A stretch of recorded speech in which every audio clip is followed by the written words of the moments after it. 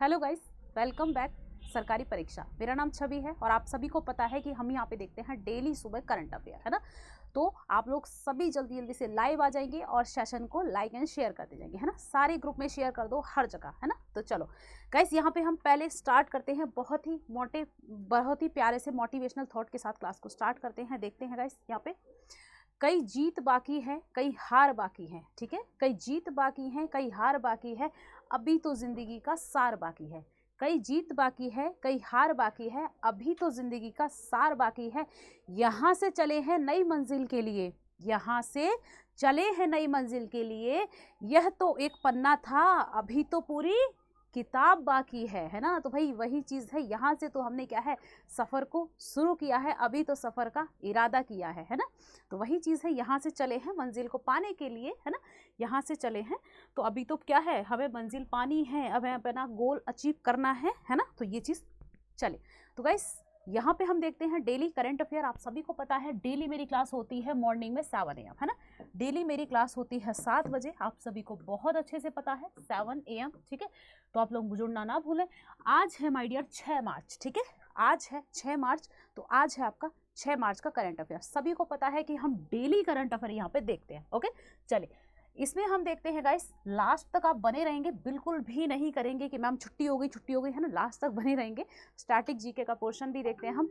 आप सभी को पता है हम लास्ट में स्टैटिक जीके के पॉइंट तो देखते हैं वही 15-16, लेकिन वहाँ पे हम कवर कितना करते हैं माय डियर, तो कवर करते हैं कम से कम 30-40-50 पॉइंट्स को, है ना। हम आसपास की बहुत सारी चीज़ें देखते हैं। तो अगर आपको सुबह सुबह चाय की चुस्की के साथ भाई कम से कम 30-40 क्वेश्चन करंट अफेयर के और 30-40 क्वेश्चन जीके जीएस के मिल जाएं, तो भैया इससे अच्छा क्या होगा डेली, है ना। एक महीने में सोचो आपकी स्थिति कितनी बेहतर होगी, है ना। चलिए तो देखते हैं, यहाँ पे करंट अफेयर स्टार्ट करते हैं। ओके गाइस, तो चलिए, मेरा नाम छवि है, आप सभी को पता है। चलो तो हम फर्स्ट क्वेश्चन पे आते हैं। सेशन को जल्दी से जल्दी शेयर कर दो, है ना। सेशन को जल्दी से जल्दी शेयर कर दो भाई, है ना। जल्दी जल्दी शेयर कर दो, सुबह सुबह आ जाए करो भाई क्लास में। चलो अपने व्हाट्सअप, टेलीग्राम, हर जगह शेयर कर दो, और जो भी नए हैं चैनल पर, जो भी नए हैं प्लेटफॉर्म पर, सब्सक्राइब करते जाएंगे। चलो फर्स्ट क्वेश्चन देखते हैं हमारा। निम्न में से किस दिन राष्ट्रीय सुरक्षा दिवस 2023 मनाया गया, ठीक है। तो पूछा जा रहा है गाइस, किस दिन जो है राष्ट्रीय सुरक्षा दिवस 2023 मनाया गया, ठीक है। नेशनल सेफ्टी डे 2023, है ना, कब मनाया गया। तो ये हमारी क्लास आंसर करेगी, ठीक है। हमारी क्लास को आंसर करना है, जो राष्ट्रीय सुरक्षा दिवस है वो कब मनाया गया। राष्ट्रीय सुरक्षा दिवस कब मनाया गया, ठीक है। तो कब मनाया गया, तो ये मनाया जाता है, यहाँ पे देखेंगे गाइस 4 मार्च को, ठीक है। राष्ट्रीय सुरक्षा दिवस कब मनाया गया, तो ये 4 मार्च को मनाया गया। तो ये हमारी क्लास थोड़ा सा याद रखेगी, राष्ट्रीय सुरक्षा दिवस 4 मार्च को मनाया गया, ठीक है। ओके, चलिए चलते हैं, देखते हैं इसके बारे में कुछ। भारत में हर साल 4 मार्च को राष्ट्रीय सुरक्षा दिवस मनाया जाता है, ठीक है। तो भारत में हर साल क्या है, 4 मार्च को राष्ट्रीय सुरक्षा दिवस मनाया जाता है, ये चीज़ आप याद रखेंगे। इस दिन का मुख्य उद्देश्य है, मतलब क्यों मनाया जाता है, तो सुरक्षा उपायों को उजागर करना, ठीक है। सुरक्षा उपायों को उजागर करना और यह सुनिश्चित करना कि लोग उनके बारे में जागरूक हों और काम पर दुर्घटनाओं से बचने के लिए उनका पालन करें, ठीक है। तो राष्ट्रीय सुरक्षा दिवस क्या है, लोगों को जागरूक करना, है ना। लोगों को जागरूक करना और काम पर दुर्घटनाओं से बचने के लिए उनका बचाव कर सकें, इसलिए ये मनाया जाता है। 4 मार्च भारत में राष्ट्रीय सुरक्षा सप्ताह की शुरुआत का भी प्रतीक है, ठीक है। राष्ट्रीय सुरक्षा सप्ताह का भी प्रतीक है 4 मार्च, ठीक है। ये राष्ट्रीय सुरक्षा सप्ताह जो है प्रतिवर्ष 4 से 10 मार्च के बीच मनाया जाता है। तो यहाँ से क्वेश्चन सीधा सीधा बनने की पूरी संभावना है कि राष्ट्रीय सुरक्षा सप्ताह कब मनाया जाता है माय डियर, तो 4 मार्च से 10 मार्च तक मनाया जाता है, ठीक है। तो इसे याद रखेंगे। राष्ट्रीय सुरक्षा दिवस 1966, ठीक है, 1966 में राष्ट्रीय सुरक्षा परिषद की स्थापना की याद दिलाता है, ठीक है। तो आपकी जो राष्ट्रीय सुरक्षा परिषद है, ठीक है, राष्ट्रीय सुरक्षा परिषद, नेशनल जो सिक्योरिटी काउंसिल, ठीक है, नेशनल सिक्योरिटी काउंसिल यानी आपकी NSC, ठीक है। ये 1966 में इसकी स्थापना हुई थी, इसकी याद दिलाता है राष्ट्रीय सुरक्षा क्या आपका दिवस, ठीक है। चलिए अब इसकी थीम देख ले रहे हैं हम जरा। राष्ट्रीय सुरक्षा दिवस की थीम या विषय क्या है? हमारा उद्देश्य शून्य नुकसान है। ठीक है, इसकी थीम क्या है? हमारा उद्देश्य शून्य नुकसान। ठीक है, यह समग्र रूप से समाज की सुरक्षा के महत्व को दर्शाता है। ठीक है, तो राष्ट्रीय सुरक्षा दिवस के बारे में हमने यहाँ पे सब कुछ देखा, तो इससे बाहर क्वेश्चन नहीं जाएगा आपका इस पॉइंट से। चलिए देखते हैं हमारा question number 2, Jan Aushadhi train. ठीक है, जन औषधि ट्रेन छत्तीसगढ़ संपर्क क्रांति एक्सप्रेस। ठीक है, जन औषधि ट्रेन या जिसको छत्तीसगढ़ संपर्क क्रांति एक्सप्रेस भी कहते हैं को नई दिल्ली से किसने झंडी दिखाकर रवाना किया? ठीक है, किसने हरी झंडी दिखाकर रवाना किया? कहाँ से? नई दिल्ली से। सीधा सीधा पूछ लिया जाएगा कि आपकी जो जन औषधि ट्रेन है या जिसको छत्तीसगढ़ संपर्क क्रांति एक्सप्रेस भी कहते हैं, ठीक है, तो ये कहाँ से हरी झंडी दिखाई गई? तो नई दिल्ली से। ठीक है, तो याद रखेंगे नई दिल्ली से हरी झंडी दिखाई गई। पूछ लिया जाता है भाई इस टाइप की जो ट्रेन वगैरह का क्वेश्चन है ना। आपकी जब वंदे भारत चलाई गई थी तो आपका बिहार पीसीएस में पूछ लिया गया था कि वंदे भारत जो एक्सप्रेस है जिसको ट्रेन 80 भी कहा जाता है, उसको कहाँ से हरी झंडी दिखाई गई है ना। तो ये पूछा गया क्वेश्चन है, रोज टाइप के क्वेश्चन पूछे जाते हैं। तो किसने रवाना किया? तो ये डॉक्टर मनसुख मंडाविया ने। ठीक है, किसने? डॉक्टर मनसुख मंडाविया ने हरी झंडी दिखाकर इसको रवाना किया। ओके, ये चीज़ आपको याद रखनी है। चलिए देखते हैं इसके बारे में। केंद्रीय स्वास्थ्य और परिवार कल्याण मंत्री डॉक्टर मनसुख मंडाविया और रेल मंत्री अश्विनी वैष्णव ने 3 मार्च को नई दिल्ली के एक जन औषधि ट्रेन, नई दिल्ली से एक जन औषधि ट्रेन जिसको छत्तीसगढ़ संपर्क क्रांति एक्सप्रेस भी कहा जाता है, हरी झंडी दिखाई। ठीक है, तो यहाँ पे 2 मंत्रालय, हमारे जो हेल्थ मिनिस्टर है कौन है? मनसुख मंडाविया, और हमारे जो रेलवे मिनिस्टर हैं अश्विनी वैष्णव। ठीक है, तो मिनिस्टर ये भी आपको याद होना चाहिए। मैं कोशिश करती हूँ अपनी क्लास में आपको मिनिस्ट्री और मिनिस्टर हर बार बताने की, याद कराने की, है ना। चले ओके, जन औषधि जेनेरिक दवाओं के बारे में जागरूकता फैलाने के लिए इस ट्रेन को जन औषधि योजना ब्रांडिंग से लपेटा गया है, जो 9000 से अधिक केंद्रों के माध्यम से सस्ती कीमतों पर उपलब्ध है। ठीक है, तो गाइस बस वही है, जन औषधि जेनेरिक दवाओं के बारे में जागरूकता फैलाने के लिए, है ना। इस ट्रेन को क्या है? जन औषधि योजना की ब्रांडिंग से लपेटा गया है ना।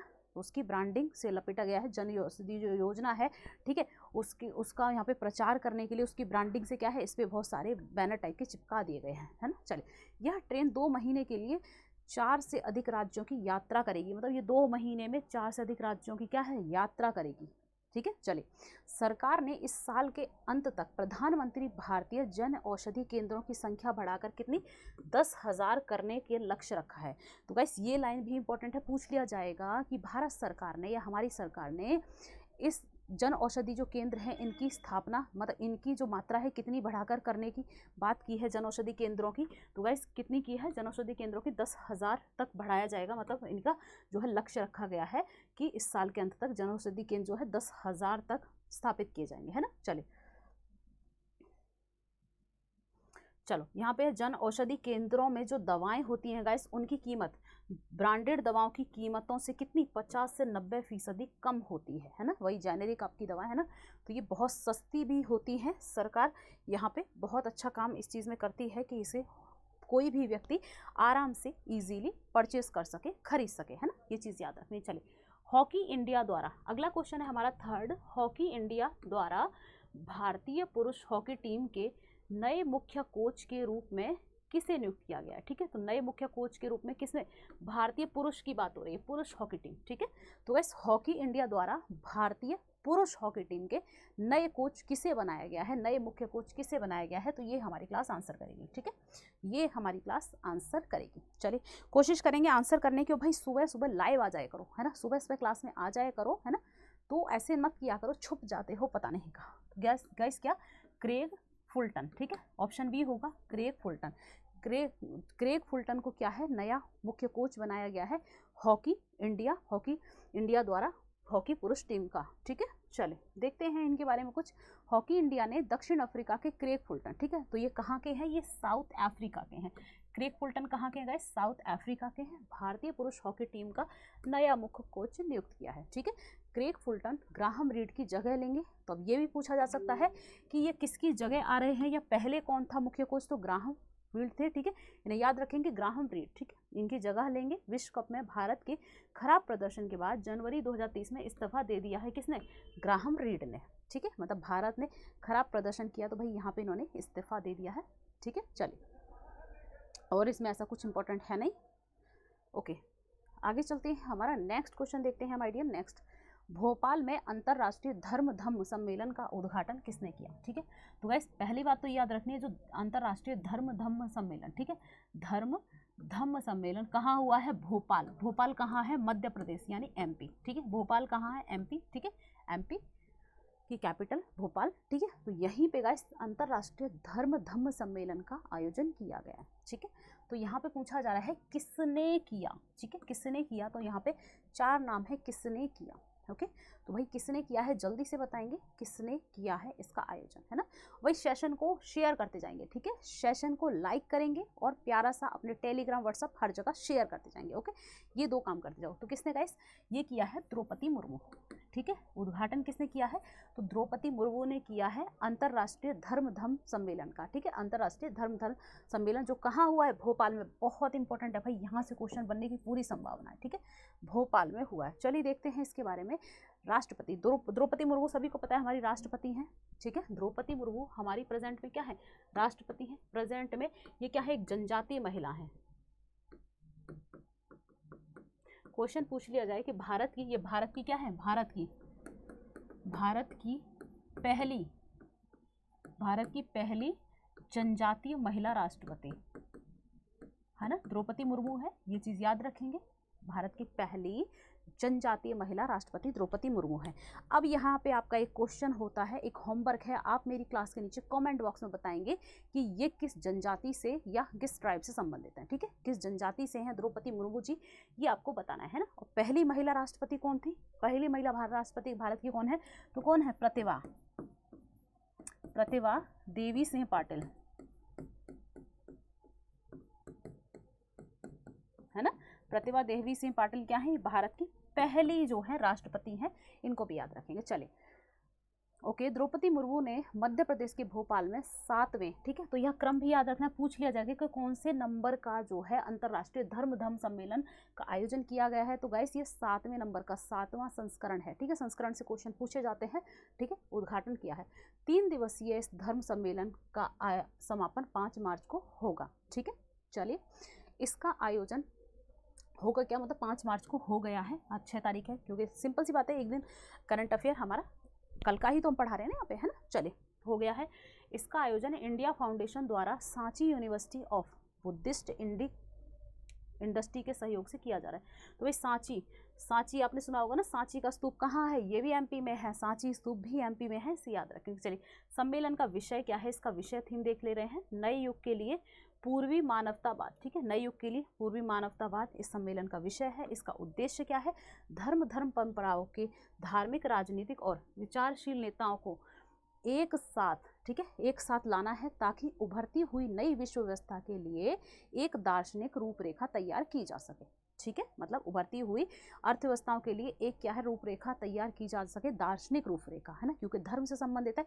तो भाई विभिन्न देशों के नेताओं को क्या है? एक मंच पर, एक स्थान पर लाना है, अलग अलग विचारधारा, अलग अलग धार्मिक परंपराओं, राजनीतिक लोगों को एक मंच पर लाना। ठीक है, धर्म के वैश्विक विचारों को मंच प्रदान करने वाले इस सम्मेलन में 15 देशों के 350 से अधिक विद्वान भाग ले रहे हैं। ठीक है, मतलब 15 देशों के 350 से अधिक विद्वानों ने भाग लिया है यहाँ पे। चलिए, सम्मेलन में Bhutan, Mongolia, Sri Lanka, Indonesia, Thailand, Vietnam, Nepal, दक्षिण कोरिया, मॉरिशस, है ना, रूस, स्पेन, फ्रांस, अमेरिका और ब्रिटेन के प्रतिनिधि भाग ले रहे हैं। मतलब ये 15 देशों के प्रतिनिधि इसमें क्या है? भाग ले रहे हैं।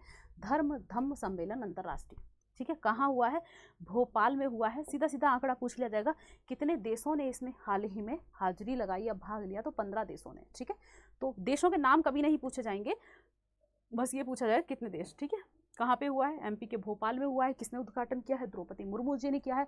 कौन सा संस्करण है? 7वां संस्करण है। ठीक है, तो ये चीज़ें बस इसमें इतनी सी याद रखेंगे, उसमें काम हमारा चल जाएगा। चलो, 5th क्वेश्चन है हमारा माय डियर, हेकानी। ठीक है, हेकानी झाकलू किस राज्य की विधानसभा की पहली महिला विधायक बनी? ठीक है, तो हेकानी झाकलू किस राज्य की विधानसभा की पहली महिला विधायक बनी? ठीक है, ये बताना है, मतलब किस राज्य की विधानसभा में पहली महिला विधायक बनी है हेकानी झाकलू। ठीक है, ये बताना है भाई। सेशन को लाइक करते जाओ my dear, like and share. ठीक है, लाइक एंड शेयर करते जाओ, ये 2 काम आपके हैं, लाइक और शेयर। जितना हो सके शेयर करो, जितना।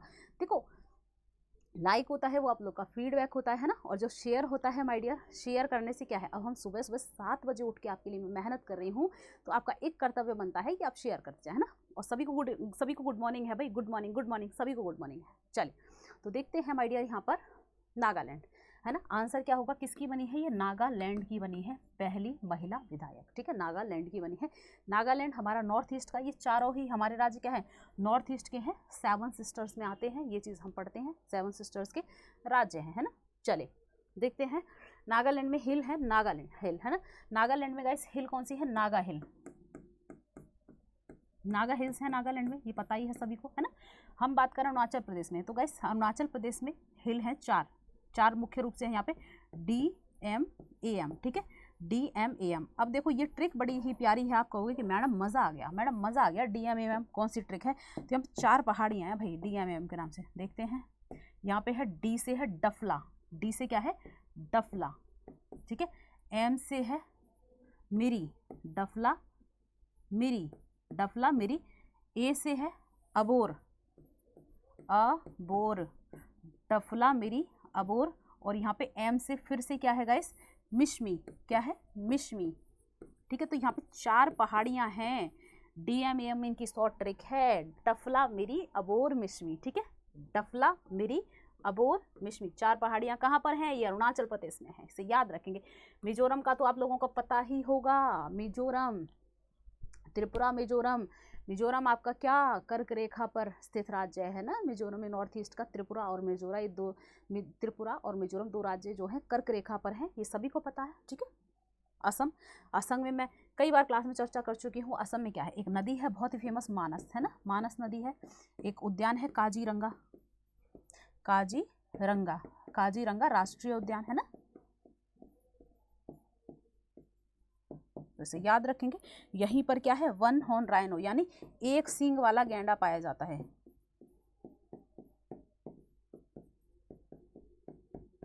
है ना, एक सींग वाला गैंडा यहीं पर पाया जाता है, कहाँ पर, असम में ही पाया जाता है। यहाँ पे एक और है ओरांग, है ना, ओरांग अभ्यारण्य, ओरांग, है ना, ओरांग भी है यहाँ पे, ओरांग नेशनल पार्क या ओरांग अभ्यारण्य। तो यहाँ पे असम में बहुत सारा है। असम का सबसे यहाँ पे एक जो है विश्व का सबसे बड़ा नदी द्वीप है, विश्व का सबसे बड़ा नदी द्वीप, नदी द्वीप कौन सा है, नदी द्वीप कौन सा है माय डियर, तो मांजुली, मांजुली है ना। तो कहाँ पर है, यहीं असम में ही, किस नदी पर है, तो ब्रह्मपुत्रा पर,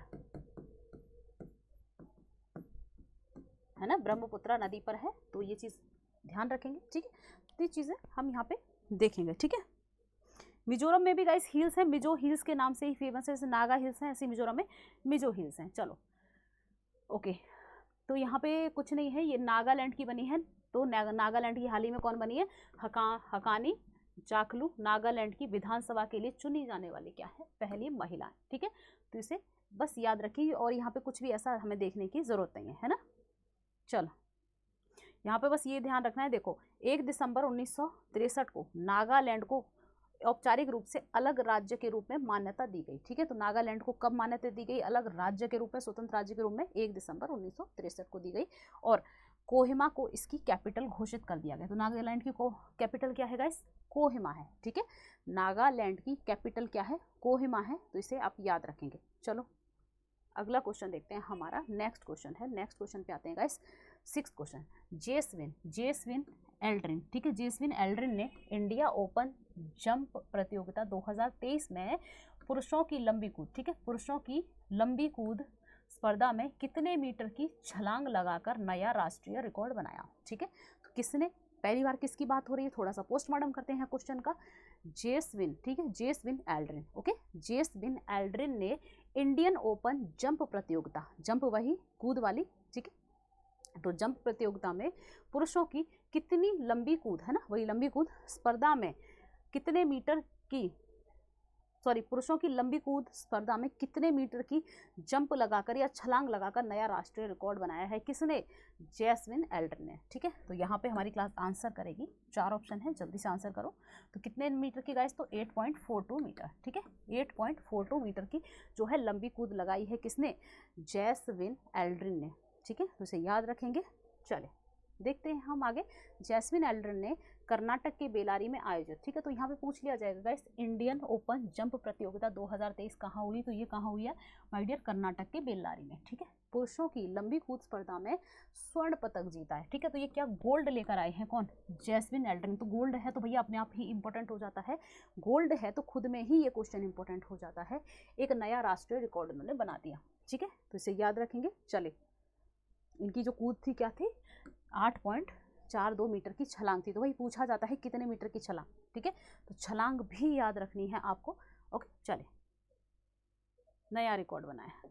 चलो नेक्स्ट क्वेश्चन देखते हैं, हमारा question number 7। Asian chess federation, ठीक है, एशियन चेस फेडरेशन द्वारा प्लेयर ऑफ द ईयर पुरस्कार से किसे सम्मानित किया गया, ठीक है, एशियन चेस फेडरेशन द्वारा प्लेयर ऑफ द ईयर पुरस्कार से किसे सम्मानित किया गया है माय डियर, तो किसको सम्मानित किया गया जल्दी बताएंगे, ठीक है, प्लेयर ऑफ द ईयर पुरस्कार एशियन चेस फेडरेशन द्वारा किसको दिया गया है ये बताना है। चलिए, सेशन को लाइक एंड शेयर करते जाएंगे, सेशन को लाइक एंड शेयर करते जाएंगे, ज़्यादा से ज़्यादा शेयर करेंगे, और जो भी प्लेटफॉर्म पे नए हैं सब्सक्राइब याद से कर लेंगे। ओके, चलिए, तो गाइस डी गुकेश, किसको, डी गुकेश, ठीक है, प्लेयर ऑफ द ईयर पुरस्कार किससे सम्मानित किया गया है, किसे सम्मानित किया गया है इस पुरस्कार से गाइस, डी गुकेश को दिया गया है एशियन चेस फेडरेशन द्वारा।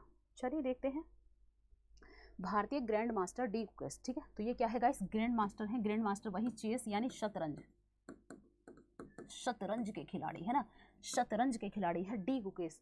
पिछले साल महाबलीपुरम में 44वें शतरंज ओलंपियाड में 9-11 के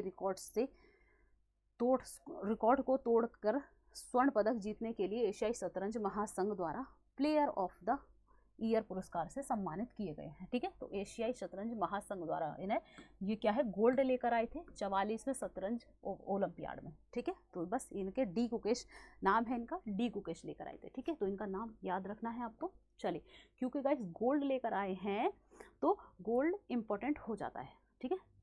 अखिल भारतीय शतरंज महासंघ क्या है, वार्षिक ने ACF वार्षिक शिखर सम्मेलन के दौरान सर्वाधिक सक्रिय महासंघ पुरस्कार जीता है, ठीक है, तो गाइस ध्यान रखेंगे जो अखिल भारतीय महासंघ है इसने क्या है सर्वाधिक सक्रिय महासंघ का पुरस्कार जीता है, ये भी आपको याद रखना है, ठीक है, ये भी आपको याद रखना है। चले ओके, और यहाँ पर ऐसा कुछ भी इम्पोर्टेंट नहीं है, इसका बस ये देख लेंगे कि इसका जो मुख्यालय है शतरंज महासंघ का मुख्यालय कहाँ है, अल एन संयुक्त अरब इमारात, ठीक है, संयुक्त अरब अमीरात यानी UAE, ठीक है, इसका हेडक्वार्टर कहाँ है, ये UAE में है, बस ये आपको याद रखना है। चलिए चलते हैं, हमारा नेक्स्ट क्वेश्चन है 8वां, भारत के 81वें, ठीक है, भारत के 81वें ग्रैंड मास्टर कौन बने हैं, वही ग्रैंड मास्टर जो आपके चेस है ना, जो आपकी चेस प्रतियोगिता होती है यानी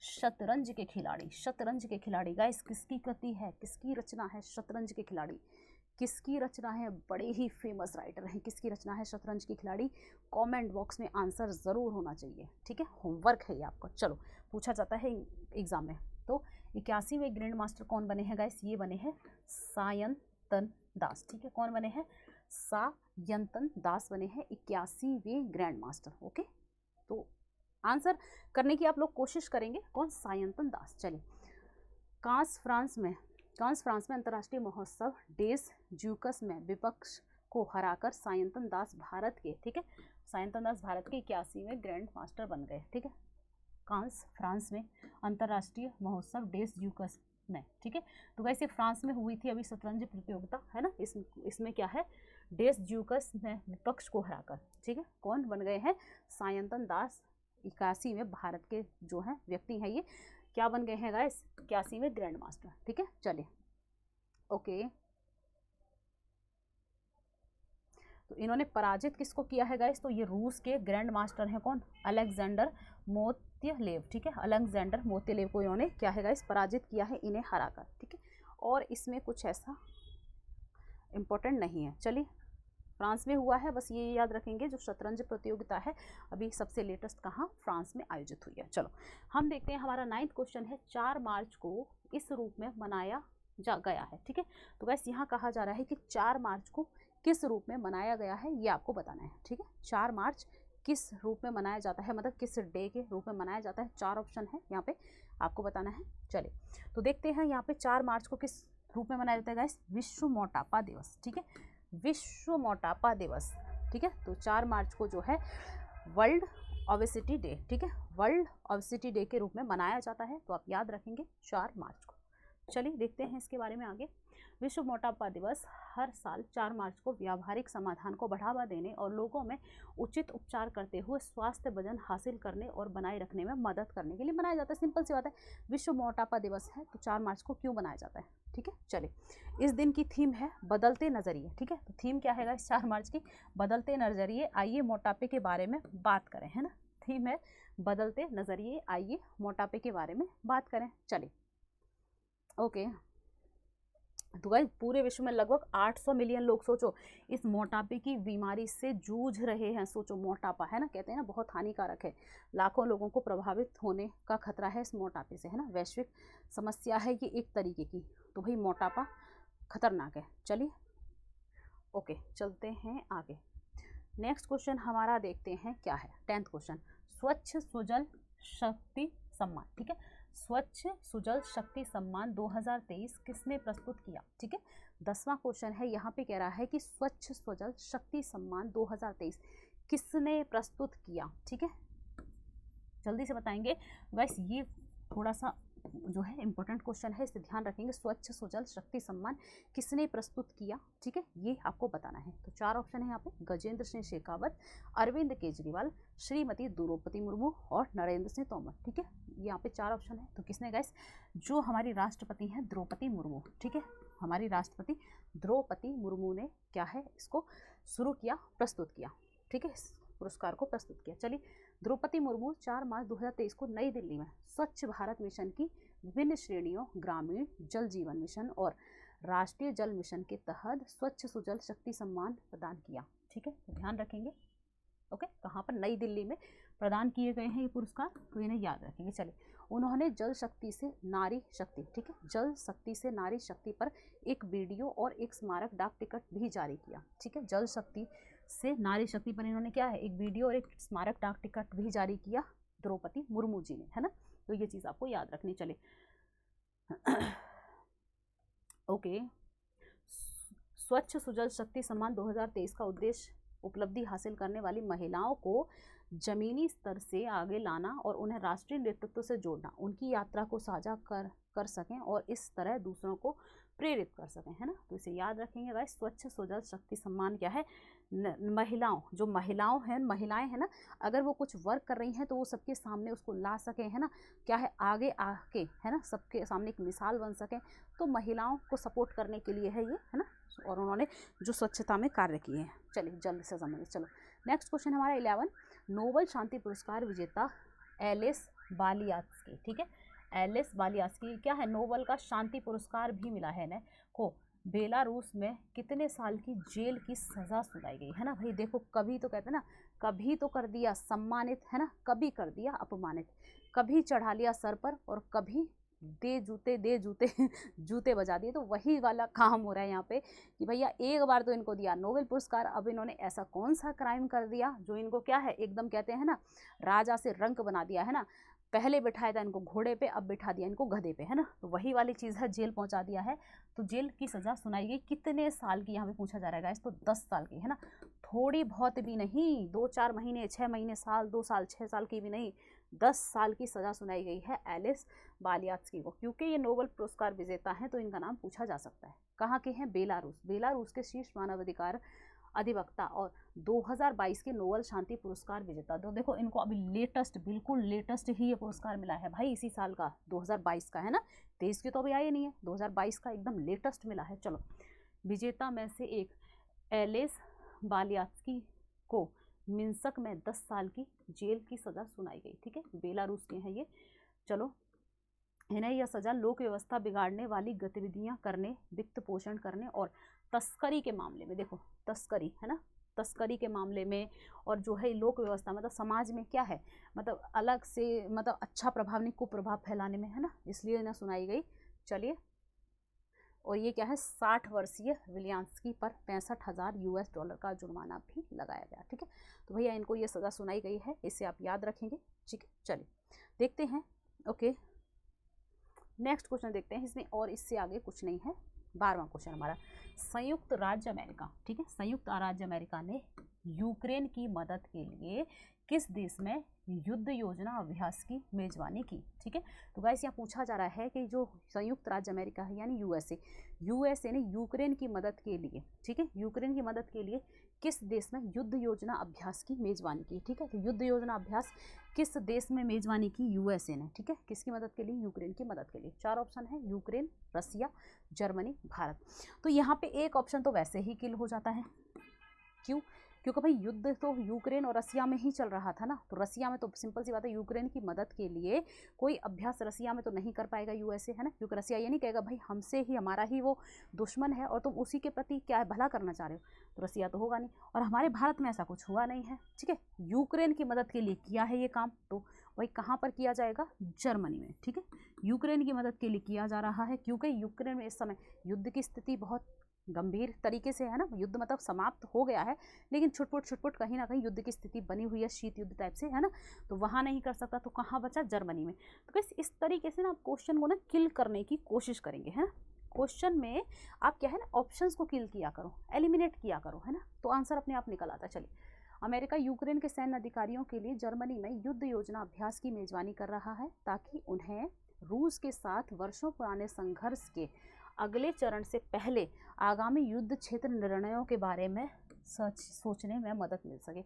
सिंपल सी बात है भाई, रण में उतरने के लिए रणभूमि की पूरी जानकारी होनी चाहिए, है ना, युद्ध क्षेत्र में जाने के लिए युद्ध की पूरी क्या है, नीतियां आनी चाहिए। इसीलिए जो है अमेरिका यहाँ पे इसकी हेल्प कर रहा है कि युद्ध नीतियों के बारे में आप सीखो हमारे अभ्यास से, है ना। चलिए, तो बस इसमें यही था और इसमें ऐसा कुछ भी नहीं था। चलते हैं, हमारा नेक्स्ट क्वेश्चन देखते हैं, है ना। गाइस, सेशन को अगर अच्छा लग रहा है तो एक प्यारा सा लाइक करेंगे और अपने सारे व्हाट्सएप, टेलीग्राम हर ग्रुप पे शेयर करते जाएंगे, है ना। चलिए, तो इतना सा काम आप लोग करेंगे, ओके। और जो भी प्लेटफॉर्म पे नए हैं सब्सक्राइब याद से कर लेंगे। चलिए, भारतीय रिजर्व बैंक यानी आरबीआई ने अमेजन पे, ठीक है, अमेजन पे इंडिया पर कितने करोड़ रुपए का जुर्माना लगाया। ठीक है गाइस, जो आरबीआई है इसने अमेजन पे इंडिया पर कितने करोड़ रुपए का जुर्माना लगाया है, ये आपको बताना है। ठीक है, आरबीआई की बात करें तो वर्तमान में इसके गवर्नर कौन है माय डियर, कौन है, शक्तिकांत दास। शक्तिकांत दास जो है वर्तमान में इसके गवर्नर हैं। ठीक है, इसकी स्थापना कब होती है, स्टैब्लिश कब होता है, तो ये होता है गाइस, स्टैब्लिश स्थापना होती है 1935 में। ठीक है, किस एक्ट के तहत, तो एक्ट अगर हम देखें तो किस एक्ट के तहत, तो 1934 एक्ट के तहत। ठीक है, राष्ट्रीयकरण कब होता है आरबीआई का, तो राष्ट्रीयकरण होता है डियर, ये होता है 1949 में। ठीक है, ओके, इस चीज़ को याद रखेंगे। अब यहाँ पे आप आज हम आपको एक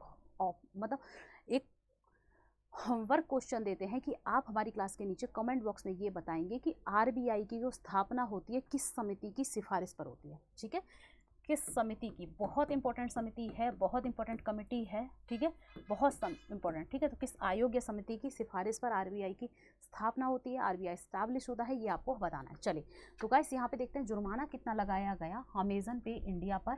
ठीक है, तो ये लगाया गया 3.06 करोड़ रुपए। ठीक है, 3.06 करोड़ रुपए का जुर्माना लगाया गया। चलिए, भारतीय रिजर्व बैंक ने प्रीपेड पेमेंट इंस्ट्रूमेंट और नो योर कस्टमर से संबंधित कुछ निर्देशों का पालन करने पर अमेजन पे इंडिया प्राइवेट लिमिटेड पर 3,06,66,000 रुपए का जुर्माना लगाया है। ठीक है, चलो, आरबीआई ने कहा है कि यह पाया गया है कि यूनिट केवाईसी आवश्यकताओं पर आरबीआई द्वारा जारी निर्देशों का पालन नहीं कर रही थी, है ना। तो ये आरबीआई जुर्माने इस तरीके का लगाता रहता है, तो इस चीज़ को याद रखेंगे, क्योंकि यहाँ पे कोई बैंक अगर आरबीआई को लगता है कि भैया ये जो है हमारे जो आवश्यक नियम कानून है ना, उनका पालन नहीं कर रही है, तो यहाँ पे आरबीआई जुर्माना लगाता रहता है। ठीक है, चलिए, तो ये आपको ध्यान रखना है।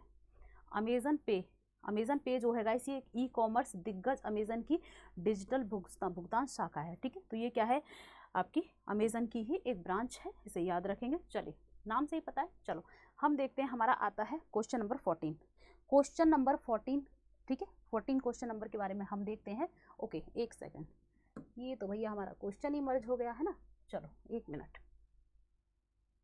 क्वेश्चन नंबर 14 के बारे में हम देखते हैं कि क्वेश्चन नंबर 14, ठीक है। चले, किस बैंक ने श्रीलंकाई रुपए, ठीक है, श्रीलंकाई रुपए में पहला वाणिज्यिक व्यापार पूरा किया, ठीक है। तो पूछा जा रहा है कि किस बैंक ने श्रीलंकाई रुपए में पहला वाणिज्यिक व्यापार पूरा किया, तो ये बताना है हमें किस बैंक ने श्रीलंकाई रुपए में पहला वाणिज्यिक व्यापार पूरा किया, तो ये हमारी क्लास बताएगी। चलो ओके, जल्दी से आंसर करेंगे और भाई सेशन को शेयर करते जाएंगे। जो भी प्लेटफॉर्म पे नए हैं क्या करेंगे, सब्सक्राइब याद से कर लेंगे, ठीक है। जो भी प्लेटफॉर्म पे नए हैं सब्सक्राइब याद से कर लेंगे। चलो ओके, चले तो गाइस सब्सक्राइब करते जाएंगे चैनल को। ओके चलो देखते हैं यहाँ पर किसने, भारतीय स्टेट बैंक, ठीक है, भारतीय स्टेट बैंक। तो किस बैंक ने, यानी भारतीय स्टेट बैंक ने श्रीलंकाई रुपए में पहला वाणिज्यिक व्यापार शुरू किया। अब ये क्वेश्चन हो जाता है आपका बहुत इंपॉर्टेंट, है ना, ये क्वेश्चन हो जाता है बहुत इंपॉर्टेंट, है ना। क्या भारतीय स्टेट बैंक ने श्रीलंकाई रुपए में क्या है, पहला वाणिज्यिक व्यापार शुरू किया है, तो इसे याद रखेंगे। भारतीय state bank, state bank of India, state bank of India कब होती है इसकी स्थापना, कब होती है इसकी स्थापना, बताओ तो कोई है मेरी क्लास में दिग्गज जो बता सके, कमेंट बॉक्स में बताना, है ना। चलो तो देखते हैं, भारतीय ऋणदाता भारतीय स्टेट बैंक ने कहा कि उसने श्रीलंका के साथ अपना पहला गैर डॉलर, ठीक है, पहला क्या है, गैर डॉलर लेन देन, यानी श्रीलंकाई रुपए में, मतलब क्या है, अन्य देश के साथ डॉलर में अक्सर होता है ना व्यापार, तो गैर डॉलर यानी श्रीलंकाई रुपए में निर्यात के लिए भुगतान करके पूरा कर लिया है, ठीक है। क्योंकि भारत उन देशों को व्यापार तंत्र में लाना चाहता है जिनके पास अमेरिकी डॉलर की कमी है ना। तो भाई भारत यहाँ पे क्या है, उन देशों को व्यापार की मुख्य धारा में, है ना, ट्रेड की मुख्य धारा में लाना चाहता है जिनके पास अमेरिकी डॉलर जो यूएस डॉलर है उसकी कमी है ना। चलिए, यह कदम ऐसे समय आया जब श्रीलंका अपनी आज़ादी के बाद से डॉलर की कमी के कारण सबसे खराब आर्थिक संकट से जूझ रहा है। जनवरी के अंत तक द्वीपीय राष्ट्र का विदेशी मुद्रा भंडार कितना, 2.1 बिलियन डॉलर ही था, है ना। तो गाइस अभी आपने पढ़ा ही होगा, करंट में ही था कुछ टाइम पहले, श्रीलंका क्राइसिस, है ना। वहाँ के जो राष्ट्रपति हैं, प्रधानमंत्री हैं, क्या है, अपना जो है आवास छोड़कर, राष्ट्रपति भवन छोड़कर ही भाग गए, है ना, प्रधानमंत्री भाग गए। और लोग क्या कर रहे हैं, राष्ट्रपति भवन में जाके स्विमिंग पूल में तैर रहे हैं, पार्टियां कर रहे हैं, मजे कर रहे हैं, सब तोड़ फोड़ रहे हैं। श्रीलंका क्राइसिस अभी आए थे, तो सिंपल सी बात है, किसी भी देश की आर्थिक स्थिति इतनी कमज़ोर हो जाती है ना, तब ये होता है। चलिए क्वेश्चन नंबर हमारा 15 है गाइस, पहली बार विश्व समुद्री घास दिवस कब मनाया गया, ठीक है। तो यहाँ पहली बार मनाया गया है तो इसीलिए इम्पोर्टेंट है, ठीक है, पहली बार मनाया गया है इसीलिए क्या है, ये इम्पोर्टेंट है, विश्व समुद्री घास दिवस, ठीक है, कब मनाया गया, तो ये हमारी क्लास करेगी आंसर, ये इम्पोर्टेंट है। पहली बार वर्ल्ड सी ग्रास, ठीक है, वर्ल्ड सी ग्रास डे कब सेलिब्रेट किया गया, कब मनाया गया, ठीक है, ये हमारी क्लास को आंसर करना है, ये कब मनाया गया। ओके चलिए, तो वैसे ये कब मनाया गया है, ये मनाया गया है 1 मार्च, ठीक है, ऑप्शन ए होगा, 1 मार्च को मनाया गया है विश्व समुद्री घास दिवस। चलिए चलते हैं आगे। समुद्री घास और समुद्री पारिस्थितिकी तंत्र में इसके महत्वपूर्ण कार्यों के बारे में जागरूकता बढ़ाने के लिए हर साल 1 मार्च को विश्व समुद्री घास दिवस मनाया जाता है, ठीक है। समुद्री घास जैसे पौधे हैं जो समुद्र के करीब रहते हैं, वे समुद्री वातावरण में उगने वाले एकमात्र फूल वाले पौधे हैं, ठीक है। ये क्या है, समुद्री घास मतलब ये समुद्र के करीब होते हैं और ये समुद्र के वातावरण से मतलब है गाइस कि वहाँ पे क्या है, सॉल्टी वाटर है ना, सॉल्ट वाटर है, तो भाई नमकीन पानी या खारे पानी के आसपास ऐसे वातावरण में उगने वाले ये फूल वाले पौधे हैं, ठीक है, फूल फ्लावर्स वाले पौधे हैं, ठीक है, इसीलिए मनाया जाता है। चलो, सर्वश्रेष्ठ कार्बन सिंक के रूप में कार्य करते हैं, ठीक है, ये घास जो है ना, समुद्री घास, ये क्या है, सर्वश्रेष्ठ कार्बन सिंक के रूप में कार्य करते हैं, मतलब कार्बन को बहुत ज़्यादा ये अब्जॉर्ब करते हैं, है ना। चलिए, समुद्री जीवन के लिए भोजन भी प्रदान करते हैं, सिंपल सी बात है भाई, ये पौधे जो है समुद्र के आसपास होते हैं, ऊपर सतह पे होते हैं, ये क्या करते हैं, प्रकाश संश्लेषण की प्रक्रिया के द्वारा अपना फूड बनाते हैं ना, और इनको समुद्री जीव क्या खाते हैं, मछलियाँ खाते हैं, है ना, तो ये समुद्री जीवन को भोजन भी प्रदान करते हैं, ठीक है। चलिए देखते हैं आगे। चलो, क्योंकि ये पहली बार मनाया गया, ये कह रहा है यहाँ पहला आयोजन किया गया है 2023 में, तो भैया ये बहुत इंपॉर्टेंट है, हल्के में मत लेना, है ना, जहाँ हम स्टार लगा देते हैं ना, हल्के में नहीं लेना भूल के भी। चलो देखते हैं पद्म भूषण, ठीक है, पद्म भूषण पुरस्कार से सम्मानित चंद्रशेखर दास गुप्ता। कौन? चंद्रशेखर दास गुप्ता ये है, पद्म भूषण इनको मिला है, हाल ही में निधन हो गया है, ठीक है। उन्हें पद्म भूषण पुरस्कार कब सम्मानित किया गया था, ठीक है। तो यहाँ पे किसको? चंद्रशेखर दास गुप्ता, चंद्रशेखर दास गुप्ता को पद्म भूषण पुरस्कार मिला। गाइस इनका हाल ही में क्या हुआ? निधन हो गया है। यह पुरस्कार इनको कब मिला है ये हमारी क्लास हमें बताएगी, ठीक है। तो इसका हमें क्लास आंसर बताएगी। और क्लास भाई यहाँ पे सेशन को शेयर करते जाओ, ठीक है, ज़्यादा से ज़्यादा क्लास को शेयर करो अपने सारे ग्रुप में। चले तो गाइस क्या होगा? 4 ऑप्शन है यहाँ पे, क्या होगा? ऑप्शन ए 2008, ठीक है। इनको यह चंद्रशेखर दास गुप्ता को 2008 में मिला है गाइस, कौन सा पुरस्कार? पद्म भूषण पुरस्कार। ओके, तो ये चीज़ आपको याद रखनी है। चलिए चलते हैं आगे। पूर्व भारतीय राजनयिक और पद्म भूषण अवॉर्डी 2008 में जो मिला है चंद्रशेखर दास गुप्ता का 82 वर्ष की आयु में निधन हो गया है। उनका जन्म कोलकाता पश्चिम बंगाल में हुआ था। चलिए पद्म भूषण से इन्हें सम्मानित किया गया था। पद्म भूषण क्या है? तीसरा सर्वोच्च नागरिक सम्मान है हमारे देश का। ओके, चलिए, और इसमें कुछ ऐसा है नहीं। चलो आगे देखते हैं गाइस। नेक्स्ट क्वेश्चन हमारा है ना, नेक्स्ट है 17 क्वेश्चन।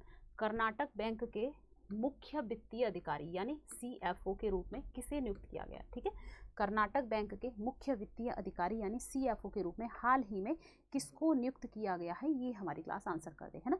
ये हमारी क्लास आंसर करेगी कि किसको नियुक्त किया गया है कर्नाटक बैंक के मुख्य वित्तीय अधिकारी के रूप में। 4 ऑप्शन है यहाँ पे, अभिषेक शंकर बागची, सुंदर रोहतगी, अमिताभ चंद्रा और सुनील प्रधान। ठीक है, आंसर करने की कोशिश करेंगे सभी। चलिए, तो गाइस किसको नियुक्त किया गया है? ये है अभिषेक शंकर बागची को। किसको? अभिषेक शंकर बागची को नियुक्त किया गया है मुख्य वित्तीय अधिकारी यानी CFO के रूप में कर्नाटक बैंक के। ओके, तो ये चीज़ आपको याद रखनी है। चलिए देखते हैं आगे।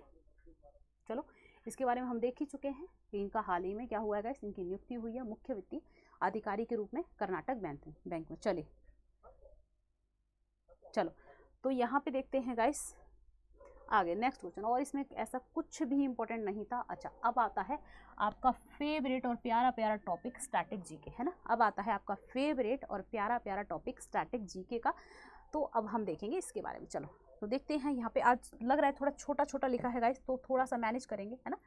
मुझे लग रहा है थोड़ा ज़्यादा छोटा छोटा हो गया। चलो, मराठा साम्राज्य के संस्थापक कौन है? मैं पढ़ के अच्छे से बता दे रही हूँ। मराठा साम्राज्य के संस्थापक कौन है? तो गाइस कौन है? शिवाजी। ठीक है, मराठा साम्राज्य के संस्थापक कौन है? तो कौन है माय डियर? शिवाजी।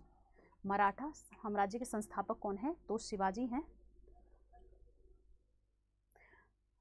तो कौन है गाइस? ये है शिवाजी। शिवाजी द्वारा, ठीक है, शिवाजी द्वारा लाए गए 2 कर कौन से थे? गाइस जो शिवाजी द्वारा जो ये मराठा थे, जो 2 कर 2 टैक्स लाए गए थे वो कौन से थे? चौथ और सरदेशमुखी। इतना क्वेश्चन बनता है इनसे, इतना क्वेश्चन बनता है कि चौथ और सरदेशमुखी ये क्या है। सीधा सीधा क्वेश्चन बनता है, चौथ क्या है? तो ये कर है। सरदेशमुखी क्या है? ये कर है। किसके साम्राज्य में थे? मराठाओं के साम्राज्य में थे। कौन लाए थे? शिवाजी लाए थे। ठीक है, तो इन चीज़ों को याद रखना है। चलिए, लंपट मूर्ख, ठीक है, अब कितना फेमस सा शब्द है लंपट मूर्ख। किसे कहा जाता था? तो गाइस किसको लंपट मूर्ख कहा जाता था? ये मुगल शासक किसको? जहांदार शाह को। ठीक है, पानी। मुगल शासक जहांदार शाह को क्या कहा जाता था माय डियर? लंपट मूर्ख कहा जाता था।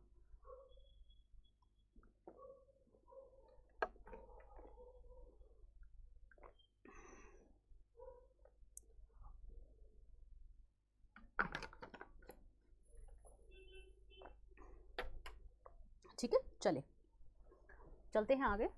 नील नदी, ठीक है, नील नदी का उद्गम स्थल है क्या? विक्टोरिया झील। ठीक है, नील नदी का उद्गम स्थल क्या है गाइस? विक्टोरिया झील है। नील नदी क्या है? ये विश्व की सबसे लंबी नदी है ना, विश्व की सबसे लॉन्गेस्ट नदी है ना, सबसे लंबी नदी है। ठीक है, नील नदी का आशीर्वाद, नील नदी का वरदान या आशीर्वाद किसको कहा जाता है? तो गाइस कौन से देश को कहा जाता है? तो ये कहा जाता है माय डियर आशीर्वाद या वरदान किसको? मिस्र को। मिस्र किसको कहा जाता है माय डियर? मिस्र को कहा जाता है। मिस्र को ही इजिप्ट भी कहते हैं, है ना, पहले इसको इजिप्ट कहा जाता था, है ना, इजिप्टियन, तो मिस्र को ही इजिप्ट भी कहते हैं। विश्व की सबसे लंबी नदी है, एक अफ्रीका में लेक है विक्टोरिया लेक, वहीं से क्या है, नील नदी का उद्गम होता है। ओके, चलिए, पृथ्वी पर कुल भूभाग कितना प्रतिशत है? ठीक है, पृथ्वी पर जो कुल भूभाग है गाइस वो कितना प्रतिशत है ना, तो ये यहाँ पे पूछा जा रहा है कि जो पृथ्वी पर जो लैंड है वो कितना प्रतिशत है ना। तो भाई पृथ्वी पर कुल भूभाग, भाई ये हमारा ग्लोब है, इस पर कुल जो लैंड है ना, कुल लैंड जो है कितना 29% है, और बाकी का कितना बच गया 71% है ना। 71% क्या है, पूरा का पूरा जल है, पूरा का पूरा गाइस यहाँ पे जल है, तो इसको याद रखेंगे। ठीक है, 29% लैंड और 71% जल है पृथ्वी पर, तो ये चीज़ याद रखनी है। चले देखते हैं आगे, अंतर्राष्ट्रीय तिथि रेखा। अंतर्राष्ट्रीय तिथि रेखा कहते हैं किसको, 180 डिग्री देशांतर को। ठीक है, तो ये क्या है, तिथि रेखा है। अंतर्राष्ट्रीय जो तिथि रेखा है उसको क्या कहते हैं गाइस, तिथि रेखा की बात हो रही है यहाँ। डेट लाइन 180 डिग्री देशांतर है। ठीक है, तो इसको याद रखेंगे गाइस। ग्रीनविच मीन टाइम है ना, अगर हम अंतर्राष्ट्रीय समय मानक समय रेखा देखें, अंतर्राष्ट्रीय जो मानक समय रेखा है, मानक समय रेखा ये कौन सी है, तो ये है 0 डिग्री देशांतर। देशांतर जो कहाँ पर है, ये कहाँ पर है, यूनाइटेड किंगडम यूके, यानी आपका कहाँ पर, इंग्लैंड में है ना, इंग्लैंड में है, तो इसे ध्यान रखेंगे। और यहाँ से अगर देखें हमारे भारत का टाइम कितना आ गया, भाई भारत का टाइम कितना आ गया है, तो हमारा भारत की जो समय रेखा है, भारतीय मानक समय रेखा, भारतीय मानक समय किस पे हैगा, इस तो 82.5 डिग्री है ना, ये चीज़ हम पढ़ते हैं कितना है 82.5, 82 होगा ये, ध्यान रखेंगे 82.5 डिग्री। ठीक है, 82.5 डिग्री जो कि उस समय से कितना है 5.5 घंटे है ना, 5.5 घंटे आगे है। ठीक है, 5.5 घंटे पूर्वी देशांतर मतलब ईस्ट में है भारत, तो आगे है भारत का मानक समय। ठीक है, चले, तो हमारी जो भारतीय मानक समय रेखा है ये कहाँ से गुजरती है ना, ये कहाँ से गुजरती है, तो ये हम पढ़ते हैं ना इलाहाबाद के नैनी से, मिर्ज़ापुर है ना, नैनी, वहीं से ये एकदम बीचों बीच से गुजरती है। चले अगला देखते हैं गाइस, गदर पार्टी। गदर पार्टी की स्थापना किसने की, तो किसने की है, ये लाला हरदयाल ने। ठीक है, गदर पार्टी की स्थापना किसने की, तो ये की लाला हरदयाल ने, है ना। एक इस यही गदर पार्टी द्वारा एक गदर नाम का पत्र भी निकाला जाता था, गदर पत्र है ना, गदर पत्र या पत्रिका भी निकाली जाती थी। और ये 1913 कब स्टैब्लिश होती है, 1913 में स्टैब्लिश होती है। कहाँ पर माय डियर, तो कहाँ पर इसकी स्थापना होती है गदर पार्टी की, तो कहाँ पर, सैन फ्रांसिस्को। कहाँ होती है, सैन फ्रांसिस्को।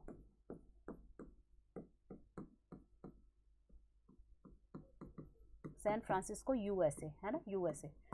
ओके, तो इसे याद रखेंगे, लाला हरदयाल, यहीं से गदर नामक पत्रिका भी निकाली जाती है। ठीक है, चलो देखते हैं फॉरवर्ड ब्लॉक। फॉरवर्ड ब्लॉक संस्थान के संस्थापक कौन थे, तो सुभाष चंद्र बोस। ठीक है, एससी बोस जो है गाइस, फॉरवर्ड ब्लॉक की स्थापना एससी बोस ने की। कब की है, तो ये की है 1939। ठीक है, 1939 में फॉरवर्ड ब्लॉक की स्थापना सुभाष चंद्र बोस ने की। ये वही पीरियड है जब सुभाष चंद्र बोस 1939 में कांग्रेस के पद से इस्तीफा दे देते हैं और फिर फॉरवर्ड ब्लॉक की स्थापना करते हैं। ठीक है, चलिए, रंगीला बादशाह। ठीक है, रंगीला बादशाह किसे कहा जाता था, तो गाइस मोहम्मद शाह को। ठीक है, इसीलिए मोहम्मद शाह रंगीला पूरा इसका नाम भी था, इनको रंगीला बादशाह कहा जाता था, है ना। और लंपट मूर कौन था, लंपट मूर जहांदार शाह, है ना। चलिए देखते हैं ईरान का नेपोलियन। ठीक है, ईरान का नेपोलियन किसे कहा जाता है, तो नादिर शाह को। ठीक है, ईरान का नेपोलियन नादिर शाह को कहा जाता है। और अगर हम बात करें कि भारत का नेपोलियन,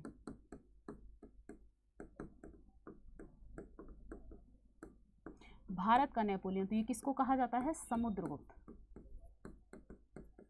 ठीक है, तो ये चीज़ आपको याद रखनी है। चलिए चलते हैं, मुगल दरबार में आने वाला प्रथम अंग्रेज कौन था। ठीक है, तो गाइस मुगल दरबार में आने वाला प्रथम अंग्रेज कौन था, तो ये कौन था, कैप्टन हॉकिंस। ठीक है, मुगल दरबार में आने वाला प्रथम अंग्रेज कौन था, कैप्टन हॉकिंस था। ठीक है, जहांगीर के दरबार में आया था। किसके दरबार में आता है माय डियर, तो ये आता है जहांगीर, है ना, जहांगीर के दरबार में आया था। अब ये आपका होमवर्क है, ये आपका क्वेश्चन है कि ये कब आता है। ठीक है, ये आपका क्वेश्चन है, कमेंट बॉक्स में मुझे जरूर चाहिए। देखो आपकी क्लास को मैं लास्ट में भी देखती हूँ कि ये कब आता है। ठीक है, मतलब इसकी आपको ईयर बतानी है ना। चलिए अब देखते हैं गुरुमुखी लिपि। गुरुमुखी लिपि का आरंभ किसने किया, तो गाइस गुरु अंगद देव ने। ठीक है, गुरु अंगद जो हैं इन्होंने गुरुमुखी लिपि का क्या किया, आरंभ किया। तो इस चीज़ को भी आप याद रखेंगे, ठीक है। गुरु अंगद देव ने गुरुमुखी लिपि का जो है आरंभ किया, शुरू की, ठीक है। और सिखों के पहले गुरु कौन थे गाइस, तो गुरु नानक, है ना, गुरु नानक देव सिखों के पहले गुरु। और सिखों के 10वें गुरु की बात करें तो कौन थे माय डियर, तो वे थे गुरु गोबिंद सिंह, है ना, कौन थे, गुरु गोबिंद सिंह। तो सिखों के टोटल ही 10 गुरु थे। चलिए अब देखते हैं खालसा पंथ की स्थापना किसने की, ठीक है। खालसा पंथ की स्थापना किसने की, तो गाइस गुरु गोबिंद सिंह ने की। किसने, सिखों के 10वें गुरु हैं गुरु गोबिंद सिंह, इन्होंने क्या किया है, खालसा पंथ की स्थापना की है। तो ये चीज़ आपको याद रखनी है, गुरु गोबिंद सिंह ने, ओके। ये चीज़ आपको बहुत अच्छे से याद रखनी है। 10वें गुरु हैं, इनका जो एक गुरुद्वारा बना हुआ है पटना साहिब, है ना, पटना साहिब में, पटना में इनका एक बहुत ही फेमस गुरुद्वारा बड़ा सा बना हुआ है। चले तो गाइस जो भी क्लास में आए हैं सेशन को लाइक कर देंगे बिना कंजूसी किए हुए, ठीक है, शेयर करेंगे, और जो भी प्लेटफॉर्म पे नए हैं सब्सक्राइब कर लेंगे, ठीक है। तो लाइक, शेयर एंड सब्सक्राइब करके बेल आइकन को प्रेस जरूर करना है। ये 3 काम आपके होते हैं, छात्रों के बस 3 काम है, बाकी सारा टीचर करा ही रहे, है ना। चलो गाइस, सरकारी परीक्षा ऑफिशियल जहाँ पे आप मुझे देख पा रहे हो, जिसने भी सब्सक्राइब नहीं किया याद से कर लेंगे।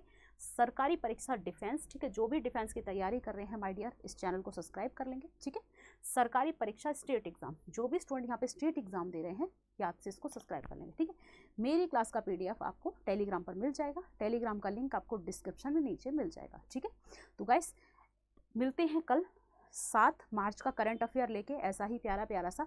जब तक के लिए आप अच्छे से पढ़ते रहेंगे और मेरी क्लास को ज़्यादा से ज़्यादा शेयर करेंगे। भाई सुबह 7 बजे मेरी क्लास होती है, क्लास में आ जाया करो, है ना। मिलते हैं कल, जब तक के लिए।